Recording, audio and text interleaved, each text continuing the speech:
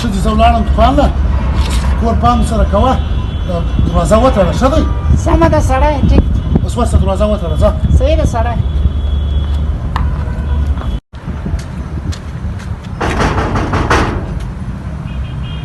څوک یې خوره دا بوتلانو پیزا ستا میړه را کړي دي رودې ته ورکړه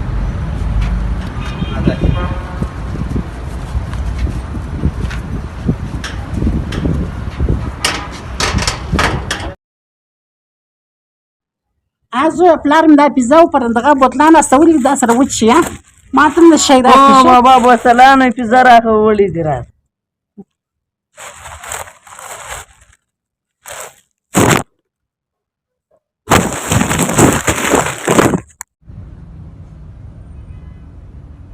आप भी इस मौजूदा दौर में बेरोजगारी से परेशान हैं, कम इन्वेस्टमेंट में अपना कारोबार शुरू करना चाहते हैं तो अभी 6,500 रुपये से अपना काम शुरू करें और रोजाना 2,000 रुपये कमाएं और काम हो जो हर घर की जरूरत हो तो अभी इस व्हाट्सएप नंबर पर राबिता करें।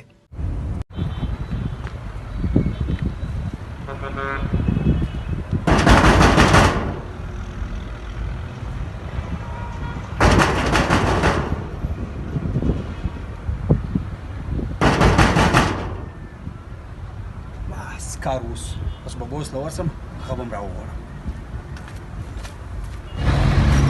اوس ما خو کار وکړي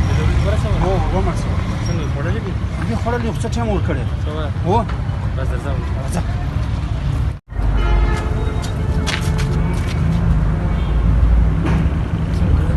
کور ته نشي سوي دي اوس هو اوس دې کور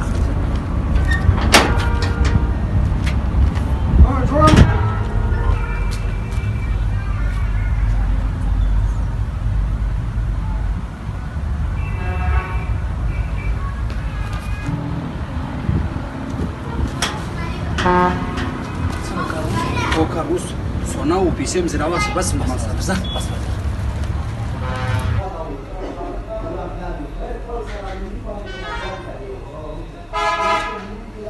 نمبر بیا ولې نه پورته کوي دا پورته دا موبایل پروت که څه دپاره دی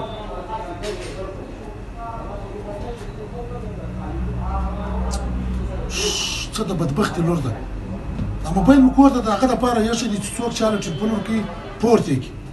دا نه وایي دا سړی په دوکان کې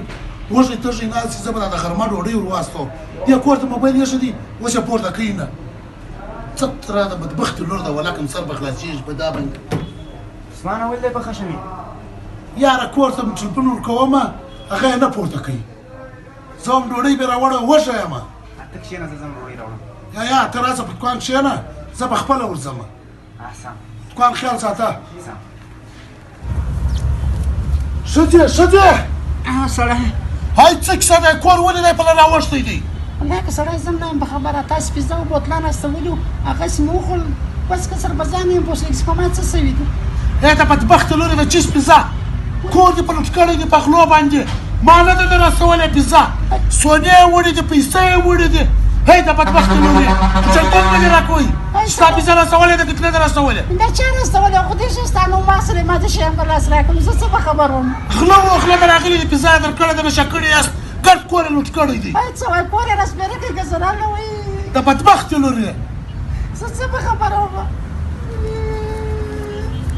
ملګرو دا کوچنی کلیپ ویډیو به مې کتلي خواست درته کوم چې مخته یې سره شیر کړي اوس په دغه نمونه باندې زموږ ته په معاشره کې غلاوې چاله سوي دي کور ته پیزا وروړي یا یو بل څه یې وروړي هغه کور والا نشه سي او بیا د دوی سره غلاوې کېږي خپلو ښځو ته ووایاست چې موږ ټلیفون نه یې راکړی یا موږ آل نه یې درکړی د چا د لاس شی کور ته مه وړئ